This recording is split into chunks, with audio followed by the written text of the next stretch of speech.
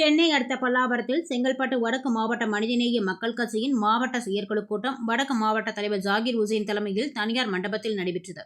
செயற்குழு கூட்டத்திற்கு சிறப்பு அழைப்பாளராக மாநில துணை பொதுச் செயலாளரும் மாமன்ற உறுப்பினருமான தாம்பரம் யாக்கூப், மாநில அமைப்பு செயலாளர் பழனி பாரூக், தலைமை பிரதிநிதி ஷாஜகான் கலந்து கொண்டு கட்சி வளர்ச்சி மற்றும் பேரிடர் காலங்களில் மனிதநேய மக்கள் கட்சி ஆற்றிய பணிகள் குறித்து சிறப்புரையாற்றி 3.5% இடஒதுக்கீட்டை 5% இடஒதுக்கீடு செய்து தர வேண்டும், மேலும் 15 ஆண்டு கால வெள்ளை அறிக்கை வேண்டும், இஸ்லாமிய சிறைவாசிகளும் விடுதலை செய்யப்பட வேண்டும், தாம்பரம் கஸ்தூரிபாய் நகர் பள்ளிவாசல் மற்றும் தமிழ்நாட்டில் உள்ள அனைத்து பள்ளிவாசல்களுக்கும் உள்ள பிரச்சனைகளும் தீர்க்கப்பட வேண்டும், தமிழ்நாடு முழுவதும் தமுமுக மமக சகோதரர்கள் மீது போடப்பட்டுள்ள பொய் வழக்குகள் மற்றும் சரித்திர பதிவேடு குற்ற வழக்கில் இருந்து விடுவிக்கப்பட வேண்டும், கட்சி வளர்ச்சி குறித்தும் திமுக கூட்டணி கட்சிகள் தோல்வி குறித்து ஆய்வு செய்யப்பட்டு தோல்வியை கண்டு துவண்டு விடக்கூடாது உள்ளிட்ட தீர்மானங்கள் நிறைவேற்றப்பட்டன.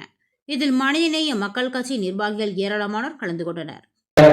அனைத்து பள்ளிவாசல் பிரச்சனைகளும் தமிழ்நாட்டில் உள்ள அனைத்து பள்ளிவாசல் பிரச்சனைகளும் தீர்க்கப்பட வேண்டும்.